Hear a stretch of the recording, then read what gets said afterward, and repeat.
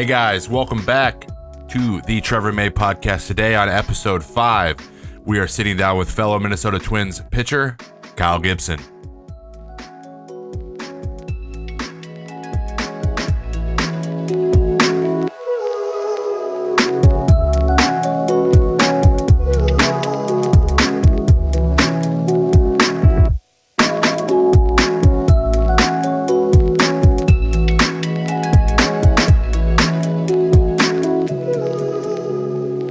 Hey guys, welcome back to the pod. I'm your host Trevor May. Today we have a pretty exciting interview, just conversation really, from the auxiliary clubhouse down here in Fort Myers, Florida. I talked to Kyle Gibson, fellow starter on the Minnesota Twins. I believe he is starting Game 3 of the season coming up here in the next week or so. So that's pretty exciting. He agreed to sit down with me and kind of get into his experience with a lot of the topics we've talked about before in the last few weeks, with the concept of the process, of routines, some very specific things he's been doing for his arm, and things that apply to his life, and and even talking a little bit about what he does off the field, and a little bit of the human element, because I think that's important in things like this when you do podcasts like this, because knowing that we're just guys, right? And we got families, and we got loved ones, and we like to do fun stuff and do stuff outside the baseball field as well. So without further ado, here is my interview / conversation with Kyle Gibson.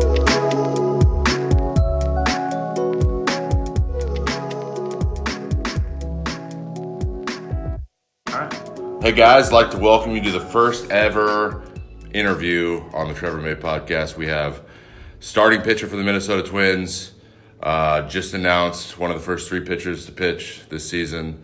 Kyle Gibson joins the pod. I believe that's what you say when you have a podcast. You call it the pod. And so I have a little bit of a format that I'm messing around here with the podcast. And by the way, you can say hello to the How's it going? What is the name of the podcast, by the way? It's called The Trevor May Podcast, because it's all about branding and bringing everything together and making sure that everyone knows you're doing it. And so that's what I was told anyways.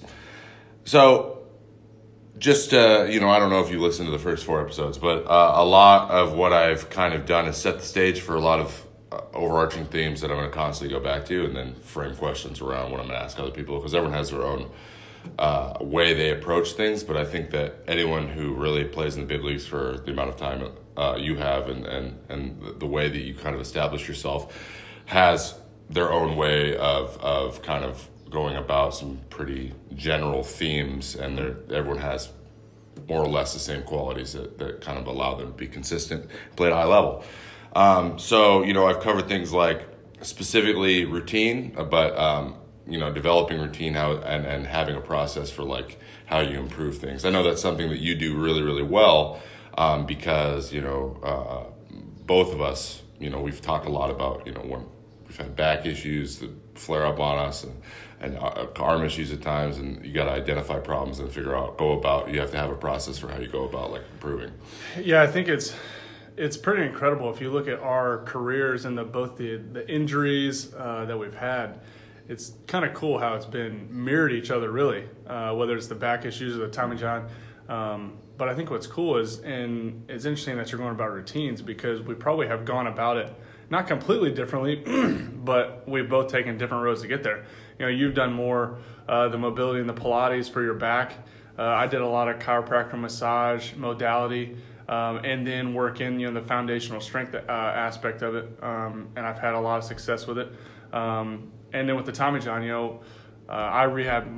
My Tommy John was almost 7 years ago now, which is crazy to think about. But I mean, even that I'm sure has changed a little bit. So routines are big for sure, and I'm excited to jump into it a little bit. Yeah. So when I approached that episode, I really, everyone who may have listened, and I'm hoping, to reach a lot of young guys because you're on Twitter, we get approached by, hey, I'm a college guy, hey, I'm a high school kid, hey, I'm a Babe Ruth player, whatever it is. How do I learn a curveball, or what's the best way to build arm strength? That's a huge one, right? And now that we're seeing, especially like in the parts of the United States where it's warm all year, huge numbers of Tommy John people just throwing constantly, and they're trying to find the right ways to get seen, get drafted, and give themselves a chance to play at the highest level. And there's an element of luck in there, obviously, but we kind of developed over time how we look at where we're trying to go and then develop a plan kind of to get there. So it's very specifically, we've talked through, I can ask you, like, go through your 5-day routine, but I think that maybe touch on it for a second, just the 5-day routine, but I think that the really interesting part is how you, like, why you do some of the things you do. I think that's something that'd be really interesting. Yeah, I had the shoulder strain in 2016, which drastically changed my routine from the first 6 years of my career to the last 2 years of my career. But all of my routine just is all about arm health, basically, which might be a pretty obvious thing to say, but it's a pretty specific routine. So every day I have what's called a connection ball and a dura throw. And anybody who's listening that's done, any type of, drive line or Florida baseball ranch or Texas baseball ranch probably knows what those are, but all about getting my hand in the right spot compared to my body and essentially creating a connected delivery. And I do that every morning before I play catch. That's probably the biggest part of not only my strengthening, but also, making sure that I'm having a clean delivery, because the more I've talked to these guys at Florida Baseball Ranch, I really have started to believe that it's not necessarily a number of bullets in your arm, but I think it's about how you're throwing the baseball, which is going to keep you healthy. There's a certain thing, for instance, one thing, if your hand to your elbow to your shoulder creates a less than 90-degree angle, there's only 2 pitchers in the Hall of Fame that didn't have that quality. Now, that's not to say that because I have that angle less than 90 degrees, I'm going to make the Hall of Fame. Excuse me, but it's to say that a lot of guys stayed healthy enough, long enough to make the Hall of Fame with that type of angle. Yeah. But for me, it's, day one is a lot of, cardio, a lot of trying to flush out the body and keep soreness out. Day two is, and as I go along, it's tapering down, all trying to get ready for that start day. Early on in the season, it's a lot easier, as you've experienced, where your body feels fresher. You haven't been on the 5-month grind yet. So you can really kind of get a little bit heavier on the first couple of days and then taper down quickly for your start. And then as you get into the season, and you've experienced this as well, as you really have to morph your routine to make sure that when you pitch, you're as fresh as possible. And kids or college players or high school players, as you get deeper into the season, just make sure that you're always changing your routine. You can't have a brick by brick solid routine that never changes, because whether it's timing, how you feel, you always have to listen to your body. And if you're only doing the same things and never changing and morphing that routine, you might get stuck in a rut, and you might get in a spot where you're not seeing yourself get better, you're not seeing yourself stay healthy, and it could be because you've been sticking to the same routine that just needs to be changed a little bit. Exactly. So that's one thing that I think that's really interesting and really important for young guys to know, because they don't have as much experience pitching as us. They don't play 162 games, so that's going to change things. But the premise is, if you get a good routine, you're like, I feel strong, I lift weights, I'm in college, lifting weights is big. There's, you might be single, and that's part of it too, and you're trying to impress the ladies, whatever it is. And we'd be stupid to not realize that that's sometimes what's happening. You're trying to get your beach body going. But the most important thing is, don't do things just to do them because they're habit. But the even below that, the most simple term is, or the most simple idea is, every time you do something, if you have a purpose for doing it, it allows you to kind of learn about yourself. So you said, listen to your body. Now, a guy who's only pitched for 3 years, maybe 15 years old, he doesn't know his body yet. 15-year-olds barely know their body, in general. But if they're constantly, in a mindset that, okay, that felt weird. I never felt that before. Why? And then just kind of learning over and over and over and over and over again and making those adjustments. That's what people do at the big league level. And we see guys who are, older, who have the routines. Like Fernando he's got like on days he doesn't pitch, he's an animal. Yeah. Right. But on days he does pitch, he's extremely, extremely light. And I bet you that'll translate into the season. I haven't seen it yet, but you don't just pitch till you're 41 years old by not having the ability to like know exactly how you feel and why every day. And he might not talk about like articulate that specifically, but that is what he's doing, and that's what you do really well, and that's what has allowed you to kind of when rough patches come or injuries come, like even from a performance standpoint or from a how your body feels standpoint, you're able to turn it back around and get back to successful Gibby because you have the idea that I have been my whole life been learning about myself, what I need physically and what I need to do mentally to get back.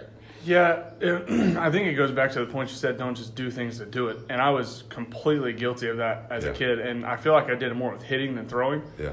If we had 20 minutes as a kid, my dad coached me all the way up until I was 16 or 17 years old. And if we had 20 minutes after homework or whatever, after dinner, we played catch, and then we hit. That's just how we did it. The notion back then was, anybody can teach you how to hit, but nobody can make you have arm strength very quickly. So go throw and then learn how to hit. And so hitting I took for granted way more, and which is probably why I wasn't a very good hitter. But your point about 15-year-old pitchers who haven't really done it a whole lot is exactly right. They can't really know their body awareness because they really haven't been doing it enough. Yeah. If you look at even high school guys that come out and come into the professionals and you watch how they go about it, their routine isn't solid because they just came out of high school and they really don't know what a routine is. They play 25 games now. They play 25 games, yeah. And I think that was one benefit that as a kid I really gained a lot from was we played a lot of games in the summer. Yeah. When I was 12, we played 110 games. Wow. And we just played a lot of travel ball. Now, granted, did that probably cause injuries and some kids to maybe not enjoy the game as much? Yeah, possibly. But I think what it did is, especially going into high school and college, there was not a baseball situation I hadn't been in already. Yeah. Whether it was guys, bases loaded, no outs, you name it. The more you're in those situations, the more comfortable you get. And it's the same thing in the big leagues. The more you're in the big leagues, you get over being in the big leagues, quote unquote, and Absolutely. You're able to play because you're used to it. You have done it. And it's the same thing. I would encourage that 15-year-old kid who is maybe struggling pitching or is just getting into pitching, don't get discouraged by a few starts or a year where you struggle and you can't throw strikes because you're just learning what a pitching delivery is. And the more you get to know your pitching delivery and figure out the one that works best for you, the better you're going to be.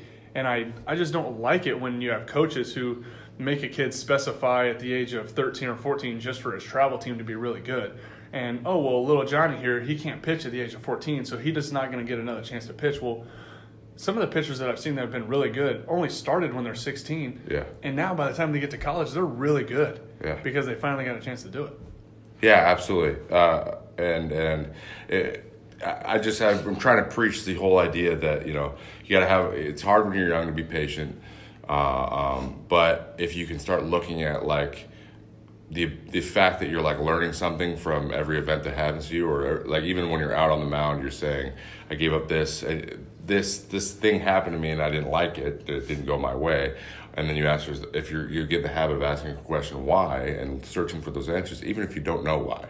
The fact that you're asking the question is a great place to start. And then the more you play and the more conversations you have and the more times you're asking other people, the more things you try in your delivery, all those things are just going to give you feedback. And if you're able to use the feedback and then apply it later and improve, then you're going to give yourself the best chance to get to where we are. And of course, like I said, you're 6'6", I'm 6'5". We got lucky. We're big, strong guys too. So kind of velocity came with that, and you get eyeballs on you that way. And sometimes you got to find other ways to do it if that's just not something you're. So there is a little bit of element of luck, but by having the mindset, we gave ourselves the best chance. So when the opportunities came, we took advantage of them. So related. And another episode I did was a lot on the mental game and explaining. I try to speak as little in cliches as possible, but then again, when you get older and we get all this experience, we realize that cliches exist for a reason. And the whole living in the moment, the process. You see Joel Embiid tweeting constantly, trust the process, trust the process, trust. Like, what the heck does that mean? Everyone's like, what does that mean? What do you mean? And the thing is, it's different for everybody, right? So, I know maybe we don't want to bring this up, but last year we struggled. You struggled a little bit at the beginning of the year. And you ended up getting set down. But I think that we can say that, where you were in May is a little bit different than where you were in September. And I remember having conversations about where your mindset's at. And no matter how experienced you are, 10, 15 years in the big leagues, if you start thinking, I'm going to get released or I'm going to get sent down at this point, I need the next start to go well, you're already backpedaling.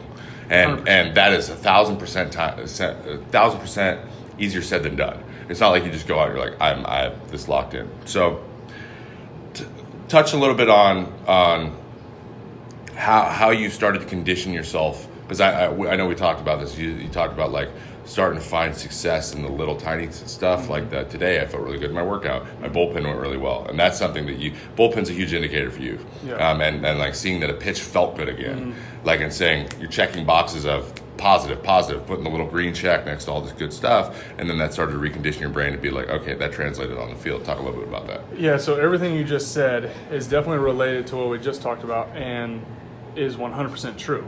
Was I thinking, the next bad start could get me sent down? 100%. And, I hadn't been sent down in 4 years, but I knew that I had two options. And as soon as you start thinking about that, you're heading that direction. And there's another pitcher that had a similar track last year as me. And we talked multiple times about, hey, this is the time we're getting sent down. Yeah. And I mean, it's just how it goes. And when you're in that moment, it's really hard to get out. And then what we just talked about was, learning from your failures and learning from what you go through. I had to finally do that. And I didn't do a very good job of it, because even in 2016 when I struggled, I wasn't doing a good enough job of learning why I was struggling and making adjustments. And then finally it came to fruition in 2017 where I get sent down. And okay, now, one, I have the ability to make the adjustments I need to make, because we both know that you can't make those adjustments on the fly in the big leagues, or at least it's really, really tough. Really hard. Really tough. Anything drastic anyway. Yeah. Anything drastic. So when I get sent down, it sounds weird, but it was almost a breath of fresh air. And we've talked about it quite a bit. It happened. It happened. Everything you were worried about, finally, you get past it as it happened. Okay, now we get past it. And now it's time to get better, because, one thing that, Derek Falvey and Thad Levine were huge on in the meeting when they sent me down, which was a tough meeting to be in, and I'm sure they didn't like it as well, was this is us trying to reinvest in your career. And that statement really stuck with me. Was, okay, they could have DFA'd me, designated me, they could have released me, they could have done a lot of things, but instead they said, okay, we're going to use one of his two options and we're going to give him another chance. And that's just what I needed. I needed another chance to really figure out some things that I probably should have figured out a couple years ago. But because of how I pitched in 2014 and 15, using my off-speed pitches to get me back in every count, basically, when my fastball got me behind in the count, instead of learning from that and making the adjustment, I had to do it when I got sent down. And I was trying to make drastic adjustments to part of my routine, how I was pitching, and it all boiled down to really simplifying everything and understanding that when we're here, and this is where it's a little bit different for high school guys, because I feel like the difference between a really good high school player and an average or below average high school player is probably a bigger spread. But in the big leagues, the difference between being really good and being average is not that big of a spread, and it could be a couple small adjustments. And for me, it was just using my fastball different. It was tough for me to not change my routine, but I had to stick with it because of how I was feeling. All the Dura throw and connection ball that I did wasn't for velocity, wasn't for pitching success, was all for health. So I had to keep doing trusting. what it's supposed to do. I had to keep trusting that process, and that was part of the trust the process you just talked about. I had to trust that, because when I didn't, I know that I wasn't going to feel as good. So I had to get that out of my head that was the reason that I was struggling, because it just wasn't. Mm-hmm. It wasn't the fact that I changed my delivery a little bit. It was the fact that, one, I didn't know that delivery as well. That created some of it. But part of my struggles, or part of the reason why I was good in 2015, high chase rate, off-speed pitches in the zone a lot, was the reason why I wasn't having success anymore, because my fastball wasn't in the zone, and hitters literally just stood up there and took the pitch because they knew that 45% of the time it was only in the strike zone. They adjusted to you. Don't swing. Yeah. And, that was something that I had to adjust. And toward the end of the year, that's where I feel like I found some of the success, was because I finally started really pounding my fastball in the zone, and I started getting that confidence back. Yeah. And I think that, and this is just maybe me being a teammate and watching a little bit and knowing that the way that from a mental standpoint, the way like for example, I came up and I walked the house when I was up here, and I've kind of quote unquote walked the house all the way through the minors, and I was just starting to figure it out a little bit, but I realized that I was never going to make any more than like small incremental improvements in that unless I changed what I was trying to do with the fastball, and not necessarily.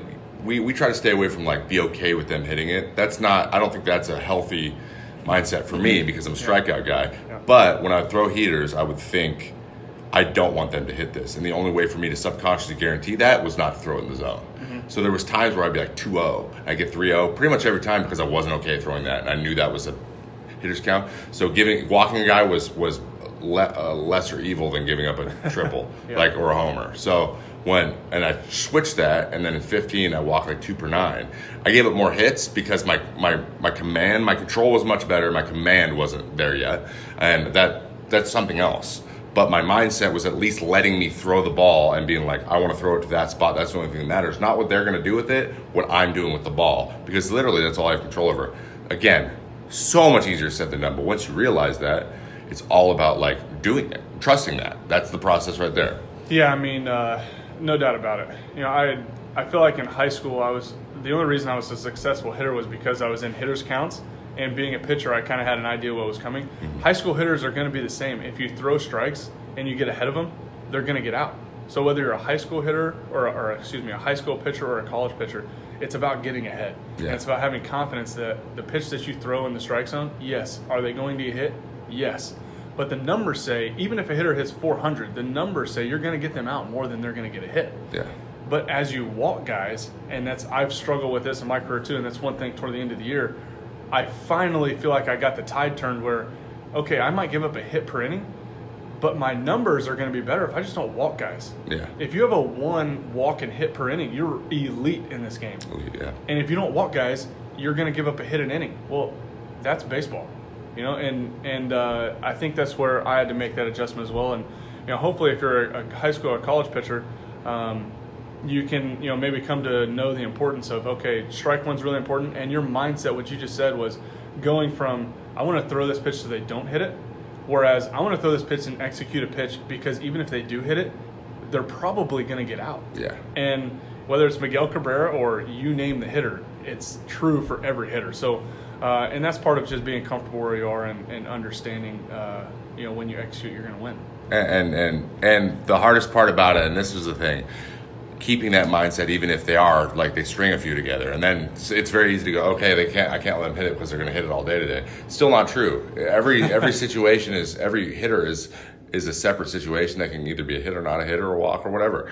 And so keeping them all isolated and knowing that momentum isn't really, it's not like really a thing. Like those aren't really things as long as you're continuously executing pitches and keeping your focus there over and over. But it's so easy to I'll give up a double and then it's gone, right? It's your brain's gone. And that was something that I did. So coming off this injury, I've literally been just saying out loud to myself constantly when I find myself in bullpens and things, just being like, when I come back, man, I just want to throw the ball exactly where I'm trying to throw it with purpose and have a plan behind it, because I know that my conviction will be at its highest level then. And if that happens, then I'm not going to have the quote unquote Tommy John yips where you kind of feel goofy for 6 weeks or 2 months coming back into games and like you have those days where you're like, what am I doing? I feel like I'm throwing with my opposite hand. I want to avoid that as much as possible. I know there's going to be a day. I know there's some of these days I'm going to be like, I didn't know what I was doing, but that happened before. So, but really quickly, that's awesome. I think this is. I'm excited to get the feedback from all the listeners here on all this stuff. It's great. But one thing I want to try to touch on with every person I have on is with the advent of social media and all those things, and a lot of guys aren't on. I think it's a really, really great opportunity to really show your human side and know that people out there, they know that we're human beings, but it's very easy to, like, if you don't have specifics, to just assume that they're a baseball player only. And one thing you guys need to know about Kyle is a family man, 2 beautiful young kids now, and obviously open it up to you, just kind of to talk a little bit about what. Some of it has a strategy side of it where, when I'm off the field, this is important for me as a baseball player, but at the same time, being able to create the life that you want to live with your wife and with your family, and just, what are some things you do when you leave the field and that you like to do with your family, just so people can know that, who Kyle Gibson is what he's going to be after he's done playing baseball. Yeah, Hayden, my daughter, is 4, and Mills, our son, is 1, and ever since Hayden was born, people say that kids change your life, and I feel like sometimes you can pick how they change your life based on how you react to when they're born. Yeah. And I feel like for me, I used to golf a lot. I used to do a lot of other things that, took up a lot of time, and people that knew me, 5 or 6 years ago, knew that I golfed a lot, and so they always ask, well, how's the golf game? Well, the golf game's changed.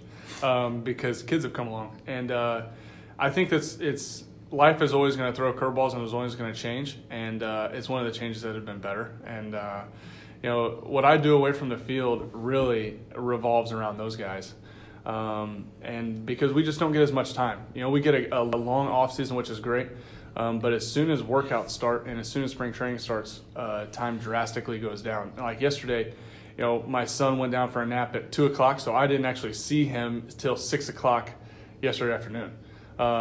So I try to, take those moments that you get each day, and you try to use those and really build that relationship and just show them love, because you just never know. And it's not as you become a parent, but as you just live more and more life. As with kids, we just want to ignore the fact that we all have a limited number of days, and we don't know when those days are going to come up.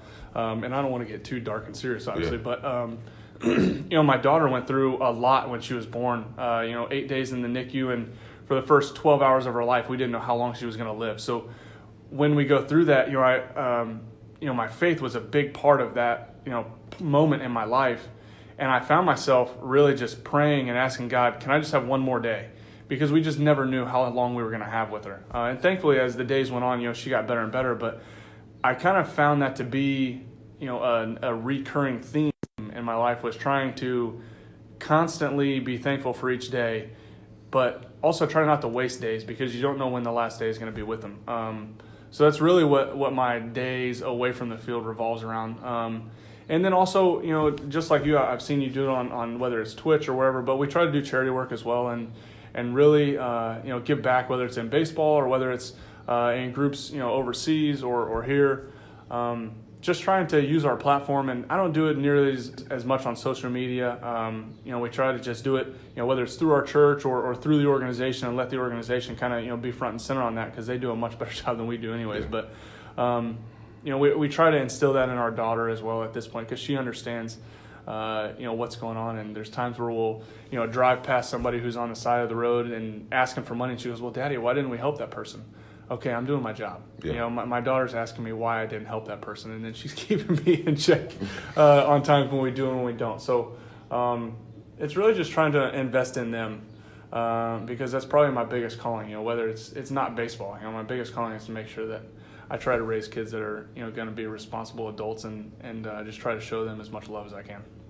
That's awesome. Thanks for sharing that. I think that it's really important for to show a little bit of who we are. And like you said, I'm a very, very on the social. A lot of people are pretty clear on where I stand on a lot of things. But you don't have a foundation yet, do you? No, we don't. We really are still trying to wait and see maybe the direction of that foundation. I know you can do a lot of things that are just an oversweeping foundation, but we just haven't had time to pick a direct initiative. Yeah, to narrow it down. I'm the same way. But hopefully, hopefully in the next couple of years, we'll kind of get that direction and wonderful, and try to push that way. Awesome. So, So we're gonna do a little quick fire.